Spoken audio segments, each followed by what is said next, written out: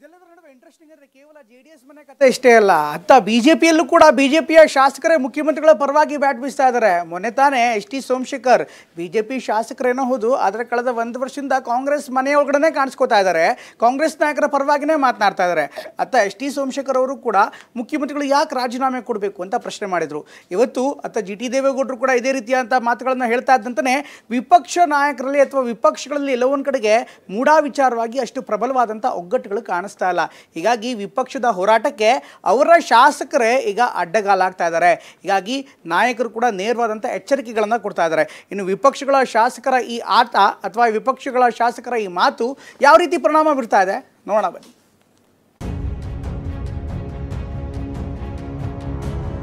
ಇಲ್ಲಿ ಯಾರು ರಾಜೀನಾಮೆ ಕೊಡು ಅಂತ ಹೇಳಿದ್ಯಾ ಕೋರ್ಟ್?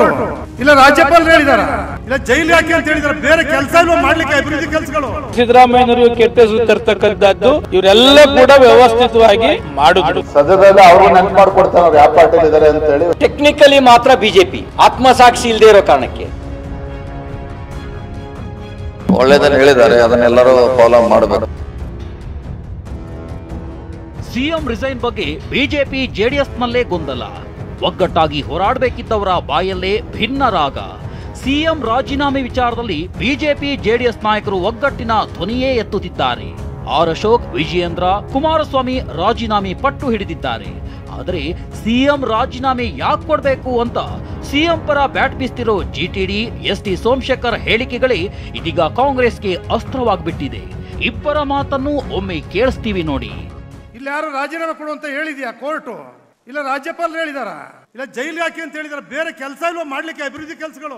ಈ ರಾಷ್ಟ್ರ ಕೇಂದ್ರ ರಾಜ್ಯದವ್ರಿಗೆ ಮಂತ್ರಿಗಳಾದ್ಮೇಲೆ ಈ ರಾಜ್ಯದ ನಾಡಿನಲ್ಲಿ ಗೌರವಯುತವ ನಮ್ಗೆ ಎಷ್ಟು ಗೌರವ ಇದೆ, ಎಷ್ಟು ಜವಾಬ್ದಾರಿ ಇದೆ ಅನ್ನೋದನ್ನೇ ಅರ್ಥಗಳದೆ ಈ ರೀತಿ ಪ್ರತಿನಿತ್ಯ ಅವ್ರು ಒಳ್ಳೆ ಕೆಲಸಗಳನ್ನೆಲ್ಲ ಬದಿಗೊತ್ತಿ ಮಾಡ್ಬಿಟ್ಟಿದ್ದಾರೆ. ರಾಜೀನಾಮೆ ಕೊಟ್ಬಿಡಿ. ರಾಜೀನಾಮೆಯ ಕುಮಾರಸ್ವಾಮಿ 2 ಲಕ್ಷ ಕೋಟಿ ಕೊಡ್ತಾರ? ಕೊಡಕಾಗ್ತದ? ಕೊಡಿ ಅಂತಾರೆ. ಬೇಕು ಅಂತಾನೆ ಸಿದ್ದರಾಮಯ್ಯನವರು ಕೆಟ್ಟ ಹೆಸರು ತರ್ತಕ್ಕಂಥದ್ದು, ಅವರ ಧರ್ಮಪತ್ನಿಗೂ ಕೆಟ್ಟ ಹೆಸರು ತರ್ತಕ್ಕಂಥದ್ದನ್ನ ಇವರೆಲ್ಲ ಕೂಡ ವ್ಯವಸ್ಥಿತವಾಗಿ ಅದನ್ನ ಮಾಡಿದ್ರು.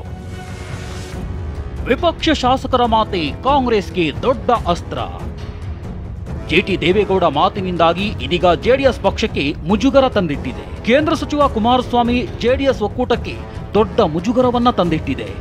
ರಾಜೀನಾಮೆ ವಿಚಾರದಲ್ಲಿ ಒಗ್ಗಟ್ಟಾಗಿ ಹೋರಾಡಬೇಕಿದ್ದ ಜಿಟಿ ದೇವೇಗೌಡ, ಎಸ್ ಟಿ ಸೋಮಶೇಖರ್ ಇದೀಗ ಸಿಎಂ ಪರ ಬ್ಯಾಟ್ ಬೀಸ್ತಿದ್ದಾರೆ. ಇದೇ ಇದೀಗ ಕಾಂಗ್ರೆಸ್ಗೆ ದೊಡ್ಡ ಅಸ್ತ್ರವಾಗಿದೆ. ಜಿಟಿಡಿಗೆ ಇದೀಗ ಅರಿವಾಗಿದೆ ಅಂತ ಕಾಲೆಳೆದಿದ್ದಾರೆ. ಇಷ್ಟೆಲ್ಲ ಬೆಳವಣಿಗೆ ಆಗ್ತಿದ್ರು ಕ್ರಮ ಕೈಗೊಳ್ಳೋಕೆ ಮಾತ್ರ ಬಿಜೆಪಿ ನಾಯಕರು ಹಿಂದೇಟು ಹಾಕ್ತಿದ್ದಾರೆ. ಒಳ್ಳೇದನ್ನ ಹೇಳಿದ್ದಾರೆ, ಅದನ್ನೆಲ್ಲರೂ ಫಾಲೋ ಮಾಡಬೇಕು. ಎಲ್ಲರೂ ಅವರು ಗುಂಪಿನವರು ಒಳ್ಳೇದನ್ನ ಹೇಳಿದ್ದಾರೆ. ಆದ್ರೆ ಬಿಜೆಪಿ ರಾಜ್ಯಾಧ್ಯಕ್ಷ ವಿಜಯೇಂದ್ರ ಯಾವ ಪಕ್ಷದಲ್ಲಿದ್ದಾರೆ ಅಂತ ಸದ್ಯದಲ್ಲೇ ನೆನಪು ಮಾಡ್ಕೊಳ್ತೀನಿ ಎಂದಿದ್ದಾರೆ. ಏನೋ ಸಿಟಿ ರವಿ ಮಾತನಾಡಿ ಎಸ್ ಟಿ ಸೋಮಶೇಖರ್ಗೆ ಆತ್ಮಸಾಕ್ಷಿ ಇಲ್ಲದಿರುವ ಕಾರಣಕ್ಕೆ ತಾಂತ್ರಿಕವಾಗಿ ಮಾತ್ರ ಬಿಜೆಪಿಯಲ್ಲಿದ್ದಾರೆ ಎಂದಿದ್ದಾರೆ.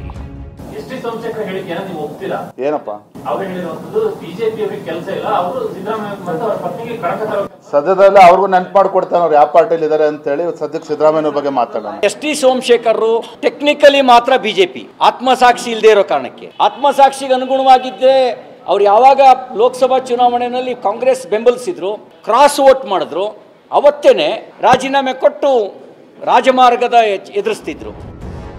ಇನ್ನು ಎಸ್ ಟಿ ಸೋಮಶೇಖರ್ ಇದೇ ಮೊದಲ ಬಾರಿಯಲ್ಲ, ಕಳೆದ 17 ತಿಂಗಳಿನಿಂದ ಬಿಜೆಪಿ ವಿರುದ್ಧ ಕಾಂಗ್ರೆಸ್ ನಾಯಕರ ಪರ, ಸಿಎಂ ಪರ ಮಾತನಾಡ್ತಿದ್ದಾರೆ. ಡಿಕೆ ಶಿವಕುಮಾರ್ ಅನ್ನು ಹೊಗಳಿದ್ರು, ಕಾಂಗ್ರೆಸ್ ನಾಯಕರ ಸಭೆಯಲ್ಲೂ ಭಾಗಿಯಾಗಿದ್ರು. ಮುನಿರತ್ನ ವಿರುದ್ಧದ ಕಾಂಗ್ರೆಸ್ ಪ್ರೊಟೆಸ್ಟ್ನಲ್ಲೂ ಸೋಮಶೇಖರ್ ಭಾಗವಹಿಸಿದ್ರು. ಸದ್ಯ ಸಿದ್ದರಾಮಯ್ಯ ರಾಜೀನಾಮೆ ಕೇಳ್ತಿರೋ ನಾಯಕರು ತಮ್ಮ ಪಕ್ಷದಲ್ಲೇ ತಮ್ಮ ನಿಲುವಿನ ವಿರುದ್ಧ ಮಾತನಾಡ್ತಿರೋ ನಾಯಕರ ವಿರುದ್ಧ ಇದುವರೆಗೂ ಒಂದೇ ಒಂದು ಕ್ರಮ ತೆಗೆದುಕೊಂಡಿಲ್ಲ. ಇದನ್ನೇ ಕೈ ನಾಯಕರು ಅಸ್ತ್ರ ಮಾಡಿಕೊಂಡು ವಿಪಕ್ಷ ನಾಯಕರನ್ನು ಕುಗ್ಗಿಸೋ ತಂತ್ರ ಮಾಡ್ತಿದ್ದಾರೆ. Bureau report, ಟಿವಿ9.